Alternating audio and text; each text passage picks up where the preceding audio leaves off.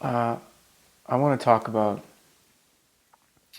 shadow work, and I want to talk about acting, and I want to talk about my favorite character, Joker.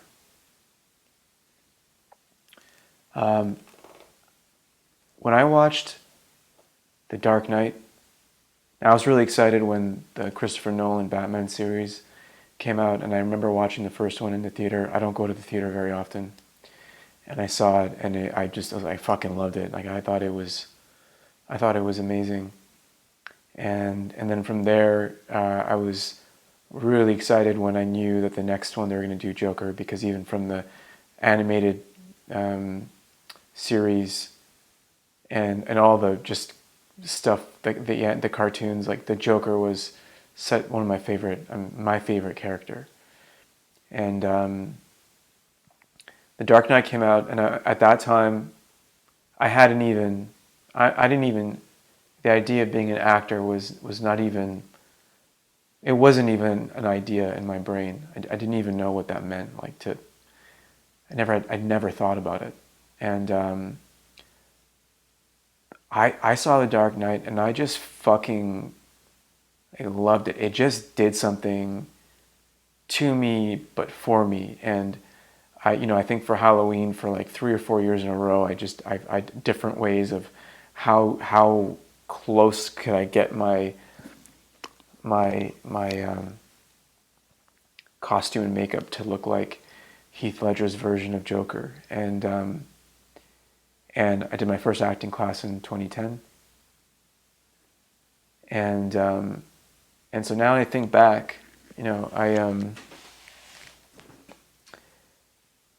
what that film did for me, how much he loved chaos.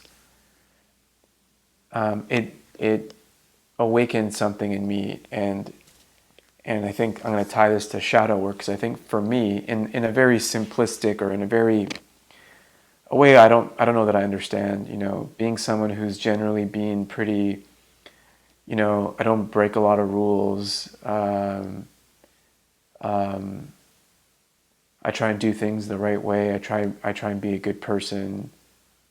Again, I'm using the word try. I've had my share of fuck ups, but generally, I'm put it this way. I don't think I'm someone who anyone would mean go, oh yeah, you remind me of Joker. Like I don't think chaos is synonymous with me and my persona.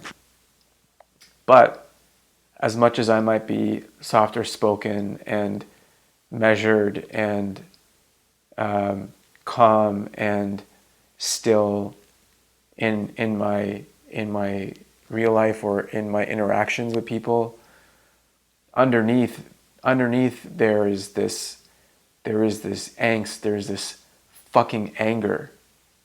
And I don't think I really realized it. I mean, now when I look back at some of the songs I wrote, even before I saw that movie, like I could see how much anger and angst I had. But I didn't really understand it at the time, and it was like, oh, I made this song, and blah, blah, blah, blah, and that's it.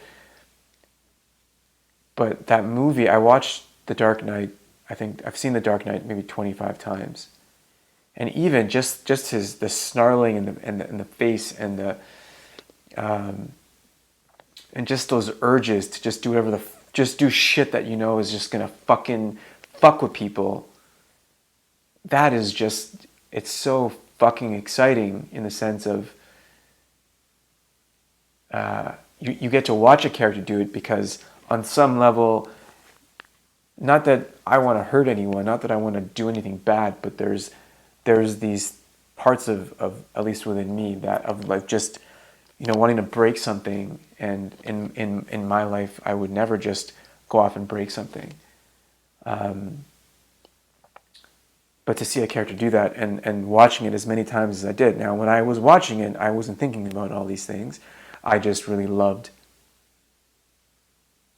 watching it. And on some level, it was like just my way of getting all that out, was getting to watch this guy do those things. and challenging Batman, challenging this person who tries to be this such a good person, and just putting that shit right in his face, and not giving a fuck. That's the thing, not giving a fuck because he has nothing to lose. And it begs the question, what would you do if you had nothing to lose? What would you do? What would I do if I had nothing to fucking lose? I don't know. But I'm really curious about that. And I did an acting class, and I did a few acting classes, and I could really see how still and how tentative and how awkward I was. And it infuriated me that this is what I'm. Now, mind you, it's an acting class and it's knowing a script, but still, when I saw the person on the screen, I'm watching myself. I'm going, that's me? That's fucking me? Like, I couldn't fucking believe it, because it, in all the judgment, I would look at myself and I'm like, I can't, you like such a little scared piece of shit. And unable to, like, just for even my movement, I'm stiff, I'm awkward, and just terrified.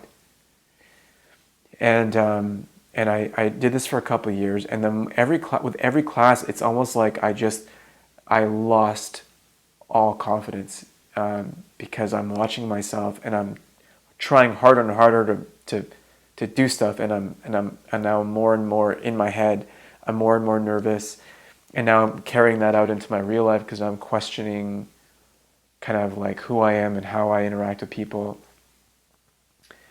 And then I did this acting class where we got to really, we were in a way forced, like put in a situation where I was really challenged to express myself, and I was dying for this. I was desperate for this. I had tried all these different acting classes, and I didn't know what I was looking for, and I didn't know what I needed, because this is 12 or over 10 years ago. So even the idea of therapy wasn't like, it just didn't come to me. So I do this acting class, and we're just put in the situation where, we're basically, I think, getting triggered. But even just the idea of breathing and taking the space and just allowing myself to flop on the ground and be loose and be kind of ugly. I could start to feel these things, like I could, just these movements that I wanted to make, and we did this thing where we had to move around and kind of like dance around the room with people, and I looked at someone and I saw these scared eyes, and I just kind of wanted to do that. I wanted to fucking push them. I wanted to, I wanted to hit things. I wanted to break things. I wanted to fucking slam things, and while that was a really exhilarating experience, now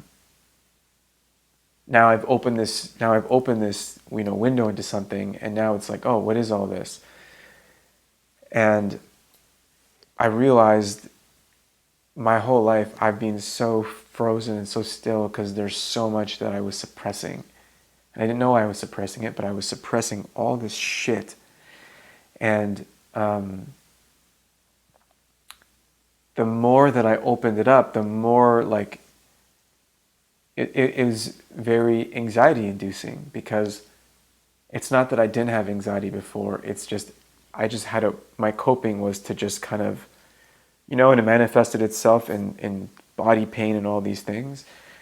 But now that I've opened it up and I'm starting to move a bit better, but I'm also like, all these fears and all these things are now coming, are right in front of me, or like they're top of mind now.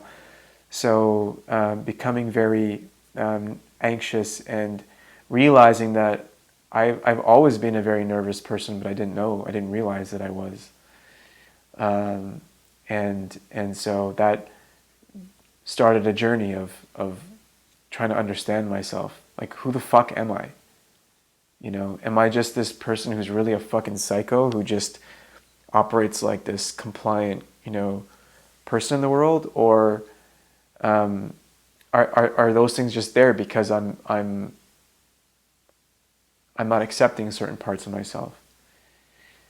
And maybe I'll go into detail on some of these things in a different video. But all the judgment that I had of myself, all that anger was all because when I look at myself in the mirror, I wasn't even seeing myself. And because I'm not seeing myself, how can anyone see me if I'm not really seeing myself? And so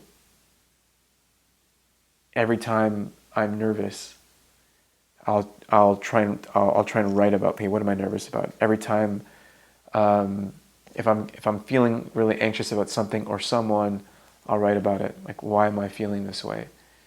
And really, at the crux of all this, I realized that deep down, I saw myself as someone who was broken and worthless.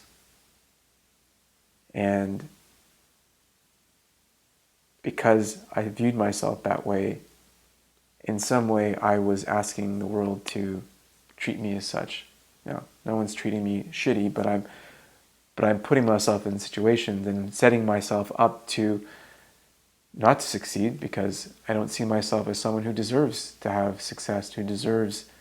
So all that judgment, if I were to not take a path of healing and love and understanding, then I could very well see why a character like the Joker exists.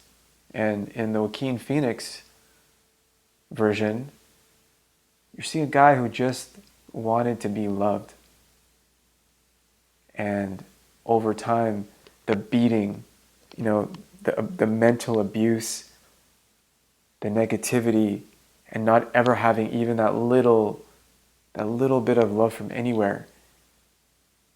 I saw one great clip of like dark enlightenment, right? He stopped giving a fuck, and then it was all about chaos. And that's the danger going down this path, is if you don't start to really go like, I'm not broken and worthless, I'm worth more, but I just have to go on the healing path. But if we don't choose that path, there's a dark alternative. But that's what makes these characters so interesting, is that we get to see what that's like. We get to see what happens if we, I guess, in a way, maybe give up on ourselves and lose ourselves.